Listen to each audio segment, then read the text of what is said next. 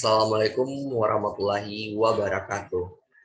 Alhamdulillahillazi an'ama alaina bi ni'mati imani wa Islam. Perkenalkan, saya Nandita Diputra, NPM 2110070120024 dengan program studi yaitu Kesehatan Masyarakat. Di sini saya akan mempresentasikan tugas yang keempat saya dengan mata kuliah yaitu Etika dan Hukum Kesehatan dengan dosen pengampu Bapak Dr. Nova Arikman, SKM MKes. Nah, baiklah, langsung saja masuk ke topik bahasan kita yang pertama, yaitu standar profesi kesehatan masyarakat yang berasal dari Kode Etik Kesehatan Masyarakat.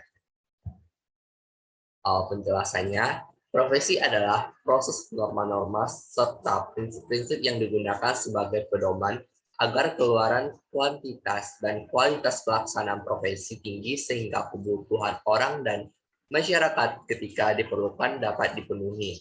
Berdasarkan teori para ahli, standar merupakan hal pokok dan sangat penting sebagai acuan profesional dalam menjalankan profesinya.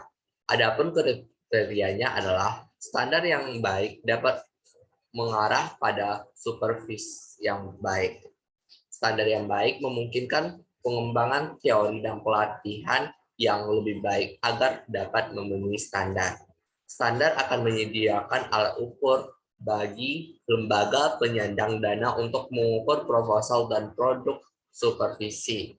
Standar akan membantu para supervisor dalam bekerja dengan para mitra kerjanya agar dapat menjelaskan bahwa kompromi dalam mendesain supervisi akan merusak supervisi tersebut.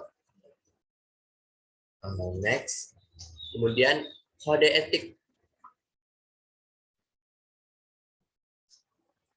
Kode etik kesehatan masyarakat. Yang pertama terdapat pada bab pertama yaitu tentang kewajiban umum. Nah, di bab pertama ini terdapat 5 pasal, yaitu pasal 1 sampai pasal 5. Nah, baiklah saya akan menjelaskannya. Yang pertama, pasal 1 berbunyi yaitu setiap profesi kesehatan masyarakat harus menjunjung tinggi, menghayati dan mengamalkan etika profesi kesehatan masyarakat. Pasal 2-nya berbunyi, dalam melaksanakan tugas dan fungsinya, profesi kesehatan masyarakat lebih mementingkan kepentingan umum daripada kepentingan pribadi. Pasal 3, dalam melaksanakan tugasnya, hendaknya menggunakan prinsip efektivitas, efisien, dan mengutamakan teknologi tepat guna.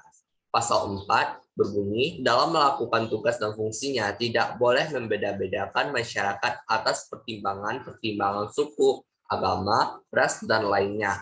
Pasal 5 berbunyi, dalam melakukan fungsi dan tugasnya hanya melaksanakan profesi atau keahlian.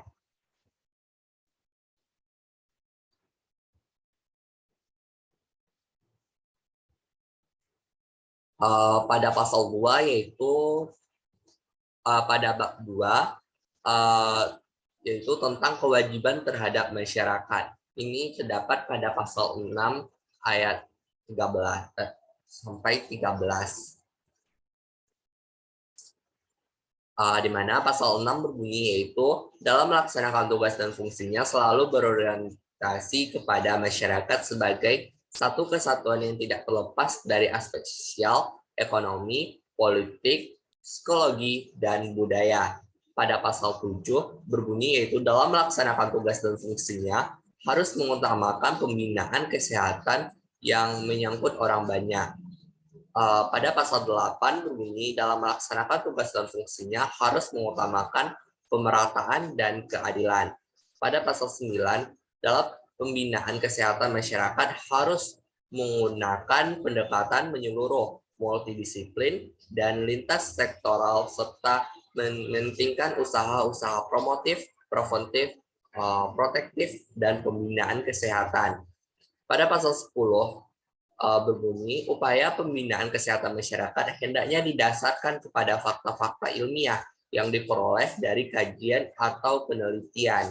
Pada pasal 11 berbunyi, Dalam pembinaan kesehatan masyarakat, hendaknya mendasarkan kepada prosedur dan langkah-langkah yang telah profesional yang telah diuji. Pada pasal 12, dalam menjalankan tugas dan fungsinya harus bertanggung jawab dalam melindungi, memelihara, dan meningkatkan kesehatan penduduk. Pada pasal 13, dalam melaksanakan tugas dan fungsinya harus berdasarkan antisipasi ke depan, baik yang menyangkut masalah kesehatan maupun masalah lainnya yang berhubungan atau mempengaruhi kesehatan penduduk. Kemudian pada bab 3, yaitu tentang kewajiban terhadap profesi kesehatan lain dan profesi di luar bidang kesehatan, yaitu terdapat pada pasal 14 sampai pasal 15. Pada pasal 14 itu menyebutkan bahwa dalam melaksanakan tugas dan fungsinya harus bekerja sama dan saling menghormati dengan anggota profesi lain tanpa dipengaruhi oleh pertimbangan-pertimbangan keyakinan seperti agama, suku, golongan, dan lain sebagainya. Kemudian pasal 15 menyebutkan bahwa dalam melakukan tugas dan fungsinya bersama-sama dengan profesi lain hendaknya berpegang pada prinsip kemitraan, kepemimpinan, pengambilan prakarsa, dan kepeloporan. Nah, kemudian pada bab 4 yaitu mengenai kewajiban terhadap profesi. Ini terdapat pada pasal 16 sampai pasal 18. Pada pasal 16 menyebutkan bahwa ahli kesehatan masyarakat hendaknya bersikap proaktif dan tidak menunggu dalam mengatasi masalah. Pada pasal 17, ahli kesehatan masyarakat hendaknya senantiasa memelihara dan meningkatkan profesi kesehatan masyarakat. Pada pasal 18, ahli kesehatan masyarakat senantiasa berkomunikasi, membagi pengalaman, dan saling membantu di antara anggota profesi kesehatan masyarakat. Kemudian pada bab 5 yaitu tentang kewajiban terhadap diri sendiri, yaitu terdapat pada pasal 19 sampai pasal 20.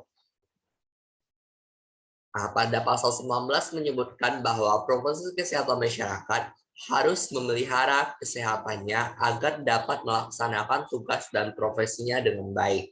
Pada pasal 20, ahli kesehatan masyarakat senantiasa berusaha untuk meningkatkan pemberitahuan keterampilan sesuai dengan perkembangan ilmu pengetahuan dan teknologi.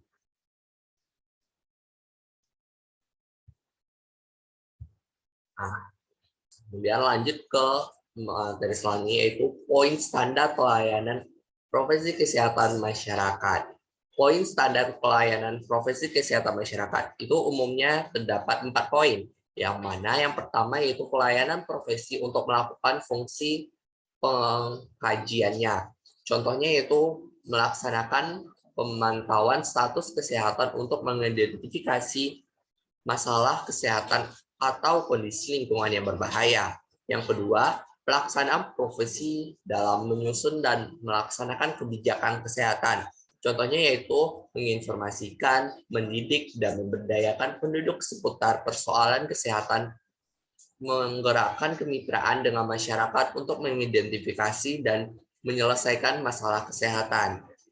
Yang ketiga yaitu pelayanan profesi untuk menjamin akses yang tepat dan pelayanan yang cost efektif. Contohnya, menegakkan hukum dan peraturan yang melindungi kesehatan dan menjamin keselamatan, menciptakan sistem rujukan yang dapat menjamin pemberian layanan kesehatan yang dalam kondisi ketidaktersediaan layanan. Poin yang terakhir yaitu poin yang keempat, yaitu melaksanakan profesi dalam mencari solusi yang inovatif. Contohnya, melakukan penelitian untuk mencari pengetahuan wawasan baru dan solusi yang inovatif terhadap masalah kesehatan. Nah, kemudian ini merupakan untuk selanjutnya yaitu contoh standar profesi kesehatan masyarakat yang berasal dari kode etik kesehatan masyarakat tersebut. Nah, yang pertama bisa saudara lihat pada gambar di samping. Ini merupakan tenaga kesehatan masyarakat wajib melaksanakan tugas yang dipercaya. pimpinan kepadanya dengan penuh tanggung jawab, teliti, dan akurat. Setiap profesi kesehatan masyarakat harus menjunjung tinggi, menghayati, dan mengamalkan etika profesi kesehatan masyarakat. Dalam melaksanakan tugas dan fungsinya, profesi kesehatan masyarakat lebih mementingkan kepentingan umum daripada kepentingan pribadinya.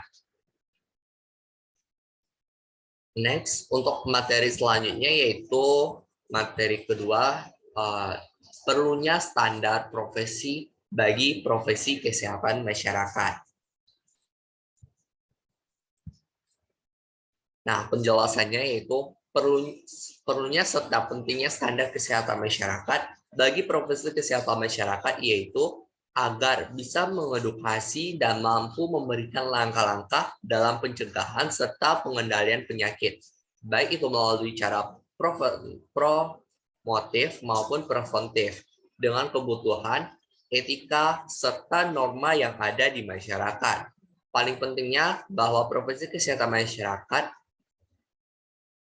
pekerjaan yang sedang dilakukan atas nama sendiri secara profesional. Oleh sebab itu, mengapa sangat diperlukannya standar kesehatan bagi profesi kesehatan masyarakat. Nah, karena profesi kesehatan masyarakat ini dapat dipercaya dan dapat membela apa yang mereka percaya dengan tujuan untuk mewujudkan keadilan sosial dan meningkatkan derajat kesehatan masyarakat. Next, materi selanjutnya yaitu contoh pentingnya etika profesi kesehatan masyarakat itu. Nah, yaitu konflik kepentingan yang dialami dokter okupasi atau klinis yang telah bekerja bertahun-tahun di industri yang berisiko tinggi. Nah, misalnya industri asbes. Nah, biasanya dokter perusahaan berada dalam kondisi serba salah. Nah, di satu sisi harus mengikuti keinginan manajemen perusahaan agar tidak terlalu mengekspos informasi bahaya kepada karyawan agar tidak mengganggu proses produksi. Nah, di sisi lain juga ada pertentangan hati nurani dalam dokter karena setiap karyawan memiliki hak untuk mengetahui informasi tentang bahaya kerja atau tentu saja bertentangan kepada kode etik profesi kesehatan jika tidak menyampaikan risiko atau bahaya kesehatan tersebut. Ini merupakan penjelasan dari James Stone pada tahun 1995. Nah, baiklah itulah teman-teman penjelasan materi saya mengenai tugas keempat saya ini. Di sini saya akan merekomendasikan referensi-referensi mengenai sumber-sumber yang saya dapatkan mengenai materi saya tersebut, yaitu diantaranya bisa saudara lihat sendiri pada di layar ini. Nah, baiklah, itulah hasil presentasi saya mengenai tugas saya kali ini. Terima kasih atas semua perhatiannya. Mohon maaf jika ada kesalahan. Saya akhiri dengan Assalamualaikum warahmatullahi wabarakatuh.